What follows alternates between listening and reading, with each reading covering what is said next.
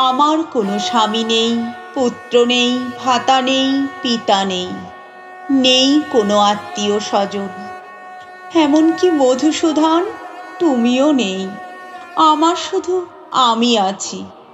আমিও চেয়েছিলাম শ্রেষ্ঠ ধনুর্ধর অর্জুনকে আমার স্বামী হিসেবে পেতে, কিন্তু বাকি 4 পাণ্ডবের চোখে দেখেছিলাম যৌন ক্ষুধা। মাতা কুন্তীর অস্বাভাবিক ব্যবস্থাপনায় পেয়ে গেল 5 ভাই মিলে নিজেদের কামনা চরিতার্থ করতে। কিন্তু সজ্জন, আপনারা কি বললেন? আমি দুশ্চরিত্র, আমি অপবিত্র, আগুন আমার আশ্রয়, আগুনেই পুড়ে হই শুদ্ধ। হে পঞ্চপাণ্ডব, আমি আপনাদের সম্পত্তি, তাই ধর্মরাজের কোনো অসুবিধে হলো না আমাকে পাশার বাজি ধরতে। পারলেন কি আপনি দেবিকাকে বাজি ধরতে?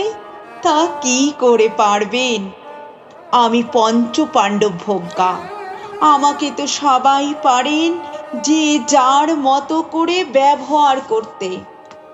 এই যে রাজসভায় এতগুলো কামনায় জর্জরিত চোখের সামনে আমি পড়ে আছি বিবস্ত্রা, অপমানে অসম্মানে বিধ্বস্ত নারী শরীর নিয়ে। কিছু কি মনে হচ্ছে তৃতীয় পাণ্ডব? আমার তো কোনো মন নেই, আমার কোনো ইচ্ছা নেই, আমায় ভালোবাসতে নেই।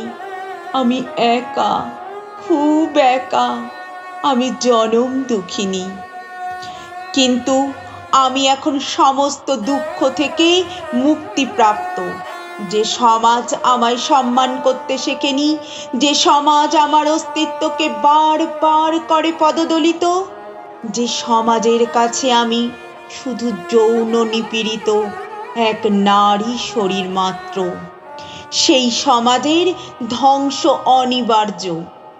যে আগুনে আমি বারবার পুড়েছি, আজ সেই আগুন জ্বলবে কুরুক্ষেত্রের যুদ্ধক্ষেত্র থেকে।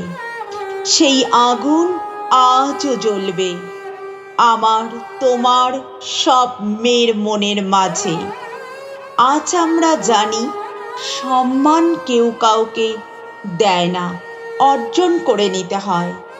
হে পুরুষ, আমি এখন তোমার পিছনে পিছনে হাঁটতে চাই না। সসম্মানে পাশে থেকে যদি হাত ধরতে না পারো, বিরক্ত করো না। আজ আমি একলাই চলতে পারি, একলাই।